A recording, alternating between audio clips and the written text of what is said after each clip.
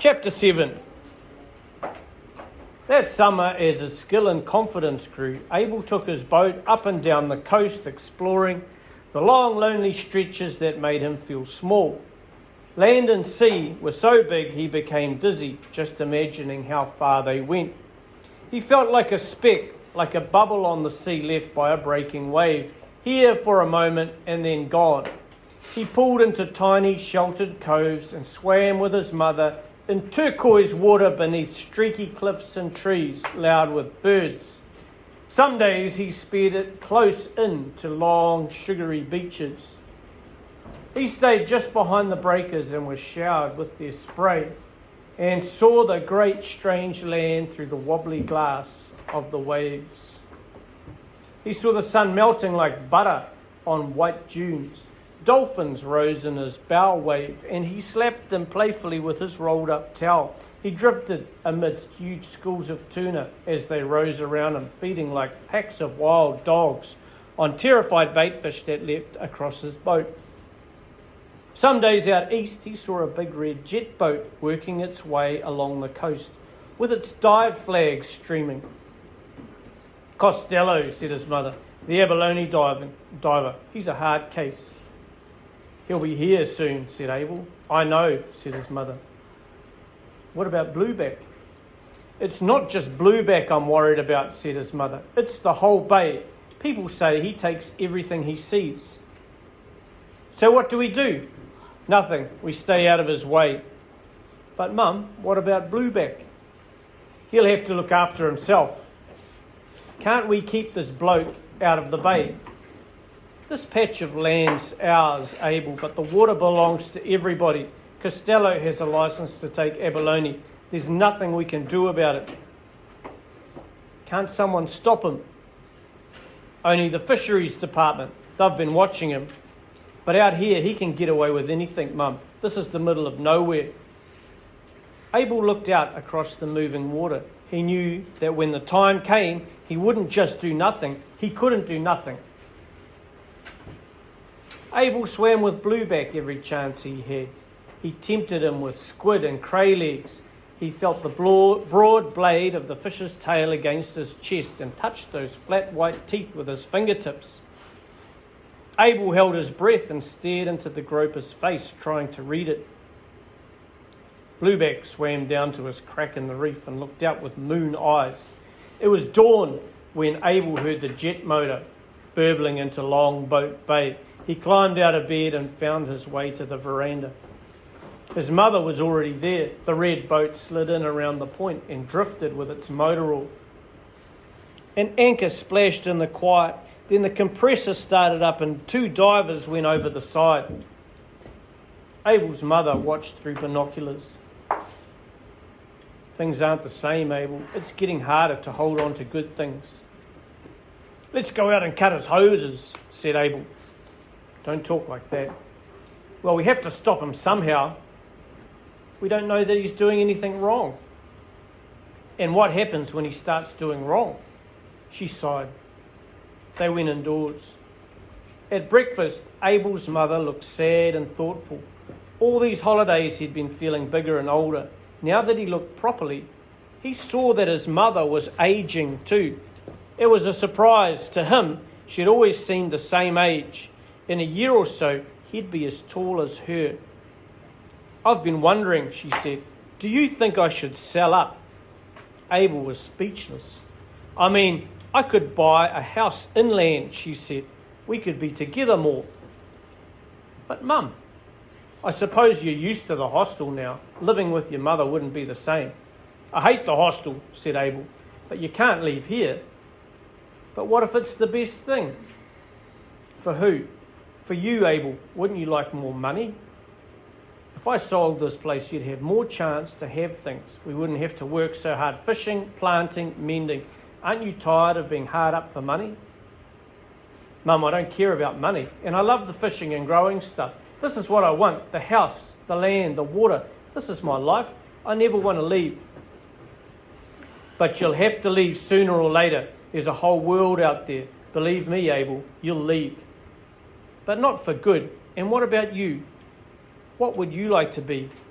What would you be like away from the sea, Mum? She pushed her egg around the plate and chewed her lip. I'd be okay. Tell the truth. Abel, I always tell the truth. Mum, oh, all right then. I hate it inland. I can't bear the towns and cities. Of course I want to be here. I'm close to everything in Longboat Bay. All our memories. Your father. This is my place. Abel poured the tea. Are you lonely here on your own? I miss you, she murmured. I miss you terribly, but no, I'm not lonely. Sometimes I feel I should be, but this place is a kind of friend to me. Maybe I'm a bit odd. Abel thought about that. It was true, she wasn't like other people. She certainly wasn't like his schoolmates' mothers. Other mothers brought fashionable clothes and drove flash cars and chirped like birds. Abel's mother was quiet and tough and sun-streaked. She did things differently. Her hands were lined and calloused. She looked like the land and sea had made her. I want to stay here, Abel. I want to die here. Mum, you're not that old. Don't talk like that. Like what? I don't intend to die tomorrow. I plan to kick the bucket as a very old lady. But I want to do it here, not in some awful town away from the sea. Abel laughed. Well, that's okay then. He got up and went to the window. The jet boat had worked along the bay a few 100 metres. Abel picked up the binoculars and saw a diver hoisting up a huge bag of abalone. Another bag came up, then a string of bleeding fish wired to a red buoy.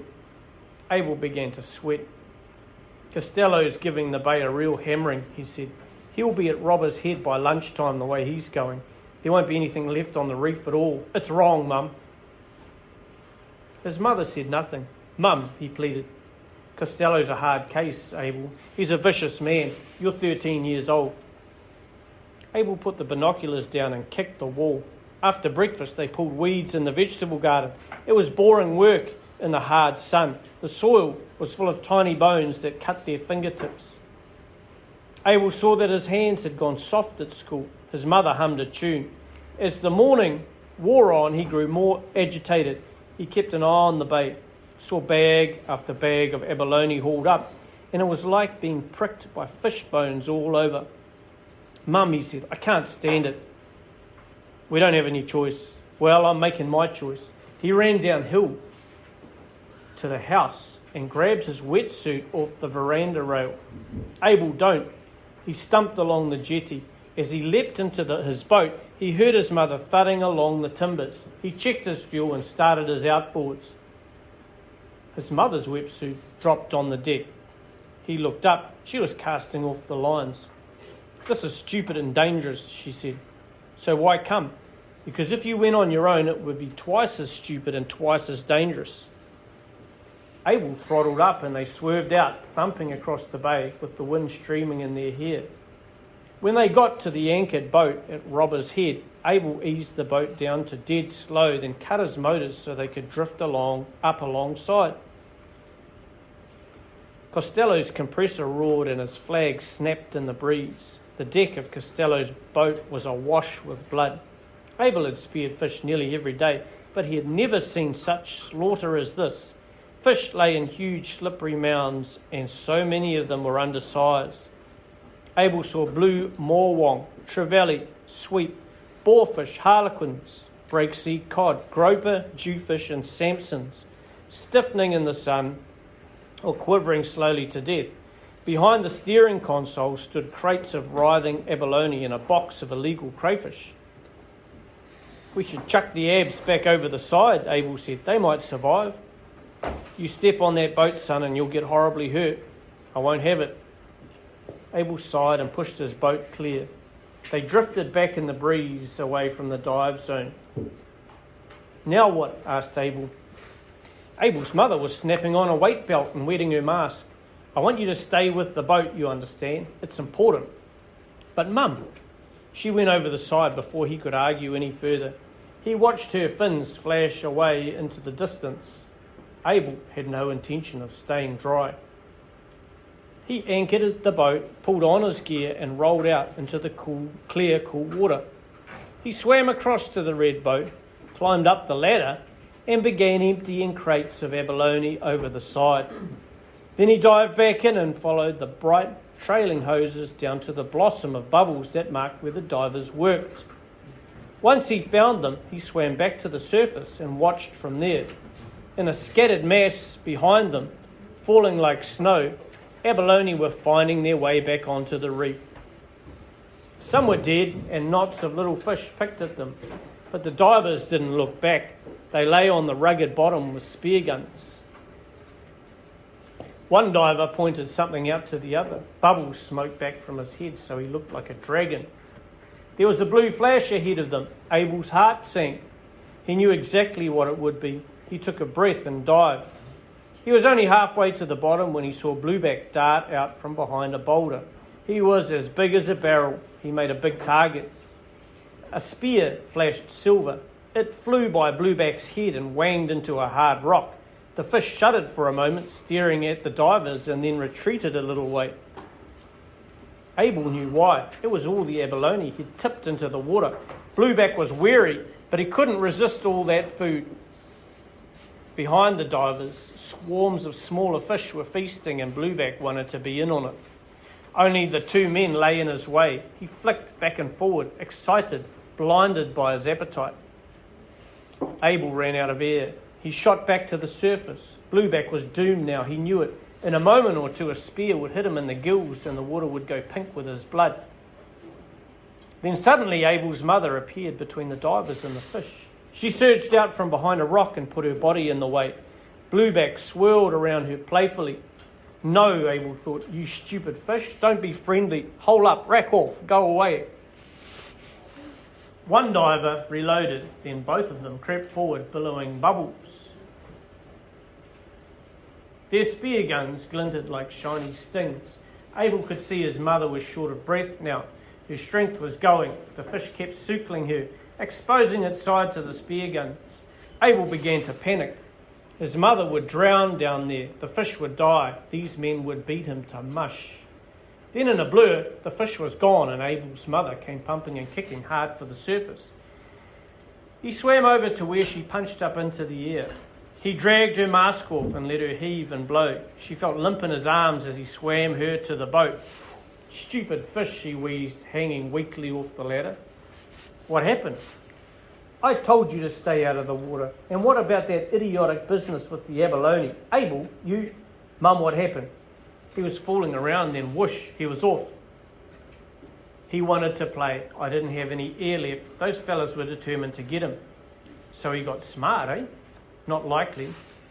Well, I biffed him one. I punched him in the head. Costello? No, Abel, the fish. I thumped him one to scare him off. Abel laughed. Man alive, and it worked. Took off like a rocket. He won't like me anymore, that's for sure. Probably got a black eye. Well, it's better than ending up as fish fingers. Let's go, Abel. Those blokes will be a little hot under the collar. They'll need to decompress a while before they come up, so let's be off while we can. Will there be trouble? Probably. We've done it now. Abel helped her aboard and took her home. It was true she wasn't your average mother. Abel decided he didn't care about average. Out here, average didn't seem worth bothering with.